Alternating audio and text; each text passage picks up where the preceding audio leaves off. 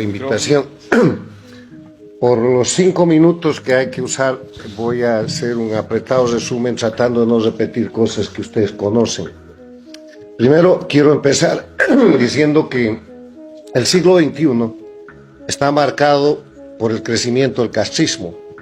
El siglo XX, del 59 a el inicio del siglo XXI, fueron décadas de castrismo señaladas por fusilamientos, violación de derechos humanos, crímenes de terrorismo, guerrillas rurales, urbanas, invasiones, narcotráfico. Cesó eso cuando cayó la Unión Soviética y montó el castrismo el Foro de Sao Paulo, que estuvo latente mientras Cuba agonizaba en su periodo especial, pero en el 99 llegó Chávez y le proporcionó dinero y petróleo y recreó el castrismo, que penetró en el siglo XXI con el discurso del movimiento bolivariano, Proyecto ALBA, después se llamó socialismo del siglo XXI, y hoy se denomina castrochavismo porque el castrismo del siglo XXI no existiría si no fuera por el aporte del dictador Chávez para recrearlo y para entregarle Venezuela entera. ¿Qué es el castrochavismo?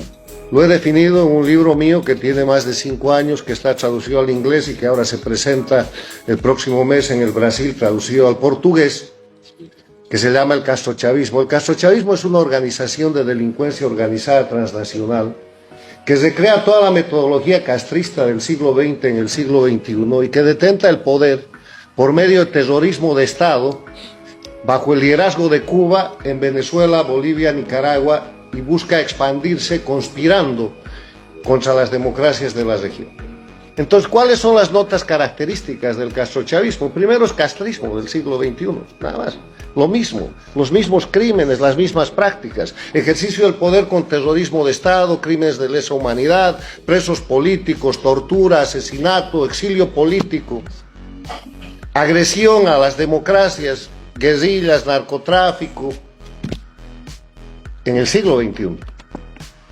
El segundo elemento es que ha logrado una organización de expansión de delincuencia organizada que abarca hoy día dictaduras que están ubicadas en Venezuela, en Bolivia, en Nicaragua, estuvieron en el Ecuador, tienen 2 gobiernos paradictatoriales en países democráticos que son México y Argentina, México con López Obrador y Argentina con Fernández Kirchner, y llamo regímenes o gobiernos paradictatoriales a gobiernos que, siendo países democráticos, han puesto toda su política exterior y gran parte de sus recursos internos para sostener y proteger a la dictadura de Cuba, para rehabilitar a la dictadura de Venezuela, para reponer la dictadura en Bolivia, cosa que han logrado, y para encubrir a la dictadura de Nicaragua. Y ese es el papel de López Obrador y de Fernández Kirchner, que están pagando el dinero y el apoyo recibido del castrochavismo para tomar el poder en esos países. Pero hay 2 países más donde detenta el castrochavismo el poder ejecutivo, que son Perú y Chile, bajo observación porque no han logrado avanzar. Y el resto son países bajo amenaza porque a través del Foro de Sao Paulo, a través de las FARC, a través de las organizaciones de narcotráfico, a través de todo el sistema castrochavista, que es muy extenso, que va desde las embajadas de estos países dictatoriales hasta la operación criminal por medio de mafias vinculadas con la mafia rusa, con la mafia iraní y con todo el sistema de las dictaduras transnacionales que están más allá del hemisferio, operan para destrozar las democracias. Entonces, en ese marco, yo creo que es una gran idea un frente hemisférico para la libertad. Debería ser más bien un frente hemisférico contra la dictadura, contra el crimen organizado. Porque quiero hacer una precisión, el castrochavismo no es política, es delincuencia.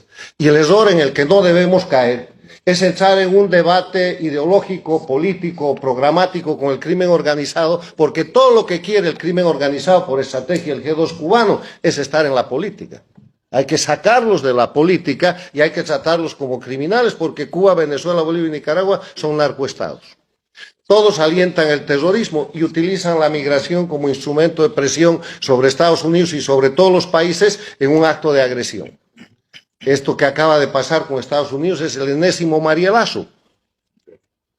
En ese sentido tengo unas propuestas. Primero, no equivocarnos en lo que es la definición del enemigo.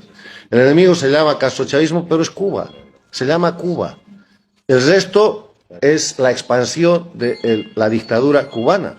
Una dictadura cubana que ya les he referido cómo se recrea para el siglo XXI y que está fuerte y que es la líder de América Latina hoy día, y Estados Unidos lamentablemente lo acaba de reconocer.